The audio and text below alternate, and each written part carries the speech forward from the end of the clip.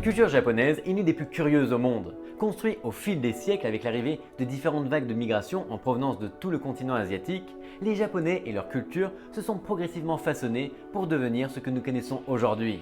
Une combinaison parfaite de religion, de langue, d'architecture, de tradition, d'activités et de célébrations, de relations internationales et surtout de respect de ses supérieurs et de son pays sont quelques-unes des curiosités qui attirent notre attention lorsque nous pensons au pays oriental le plus ouvert au monde et qui, en même temps, a le plus de secrets à découvrir.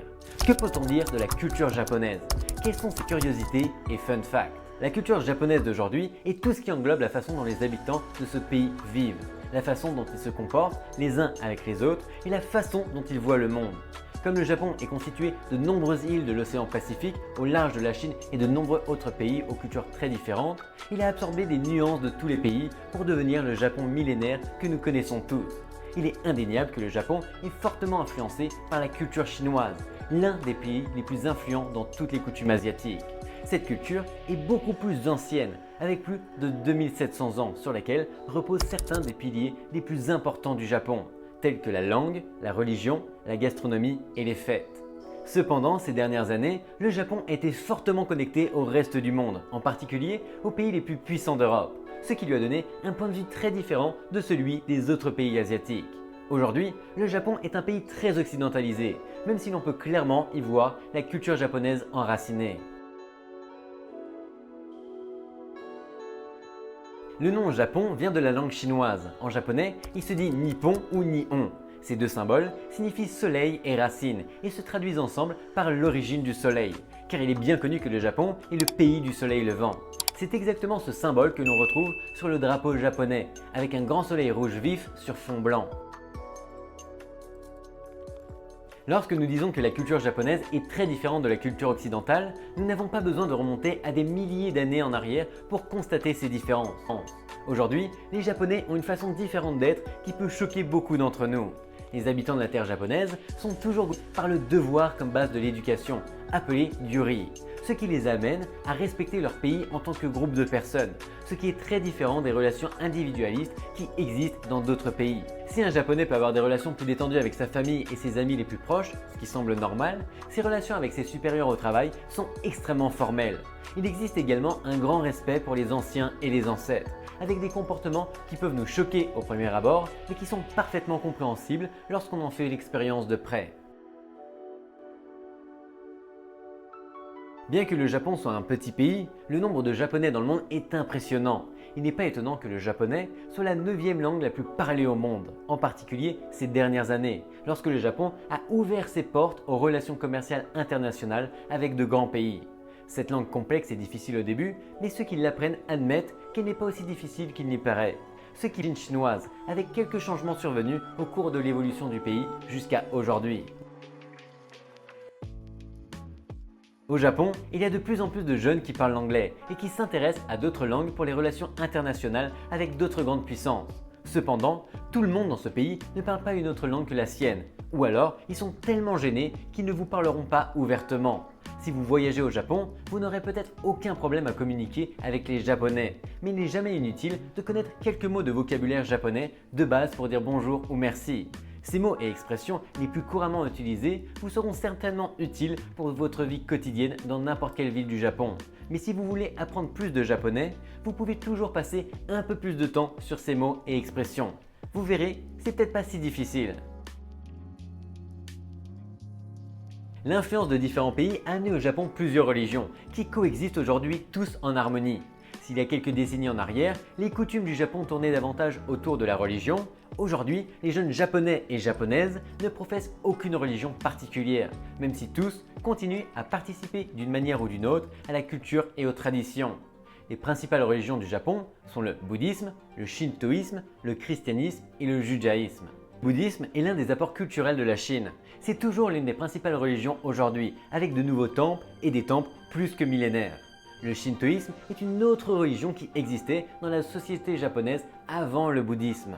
Les deux ont fusionné au fil des siècles pour créer un Japon des traditions qui n'ont rien à voir avec les racines de l'une ou l'autre religion. Cette religion vénère principalement les animaux et la nature sous une forme beaucoup plus pure. Enfin, il convient de mentionner l'importance que revêt aujourd'hui le christianisme dans l'ensemble du pays.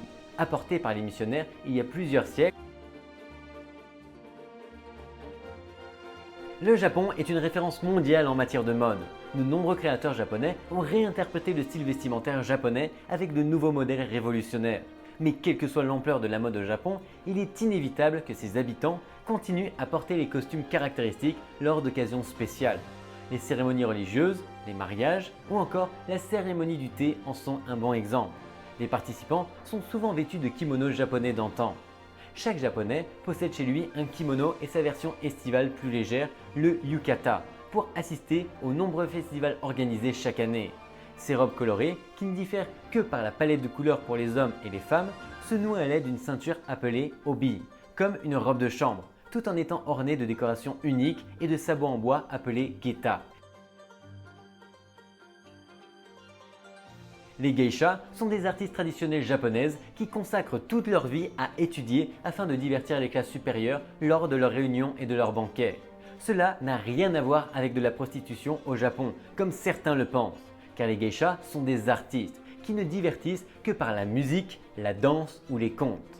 Aujourd'hui, le nombre de geishas a considérablement diminué, car il s'agit d'une profession en déclin, de moins en moins de jeunes filles souhaitant s'y consacrer exclusivement. Toutefois, il existe encore des écoles traditionnelles où les maiko, apprentis geishas, se préparent à perpétuer cette magnifique culture. Pour voir d'authentiques geishas à Kyoto et des geishas à Tokyo, il existe quelques endroits recommandés où vous pouvez les observer se promener. Il est également possible de les louer leurs services de divertissement, bien que le prix puisse être prohibitif pour de nombreux voyageurs. Le Japon n'est pas seulement le cadre de nombreux films parmi les plus célèbres au monde, mais il regorge également de grandes créations qui nous accompagnent depuis toujours au cinéma, à la télévision et dans la littérature. Bon nombre des films et dessins animés avec lesquels nous avons tous grandi ont été créés au Japon. Lors de votre visite dans ce magnifique pays, vous pourrez voir de vos propres yeux tous ces lieux et scènes de la culture japonaise que vous reconnaîtrez certainement dans les dessins animés et les bandes dessinées. Le Japon possède une industrie cinématographique très développée. Cependant, il n'est pas capable de produire des super productions à l'américaine, de sorte que la grande majorité des films japonais ne sont pas connus au-delà du continent asiatique. Le cinéma japonais se caractérise par ses films d'animation, dont les plus célèbres sont ceux du studio Ghibli, avec des titres aussi connus que Mon voisin Totoro, Le voyage de Chihiro, Princesse Mononoke et Le château ambulant, entre autres. Il s'agit principalement de films japonais pour enfants, bien qu'ils aient de nombreux adeptes de tout âge. Les films d'animation du studio Ghibli sont considérés comme faisant partie du célèbre animé japonais.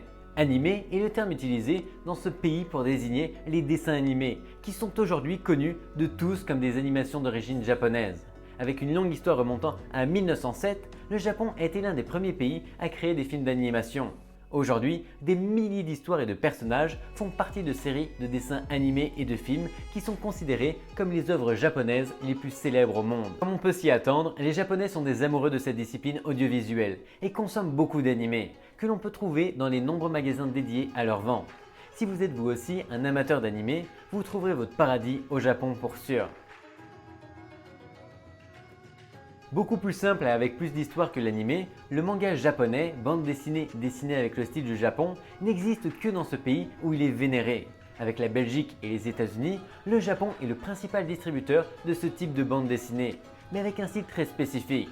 C'est aujourd'hui un pilier très important du marché de l'édition japonaise, et nombre de ces histoires ont également été adaptées au cinéma. Si vous souhaitez vous plonger dans le manga japonais, mangaka est le terme japonais utilisé pour désigner un créateur de bande dessinée au Japon. J'espère que cette escapade vous a plu et je vous donne rendez-vous vendredi prochain pour une autre vidéo. Bye bye!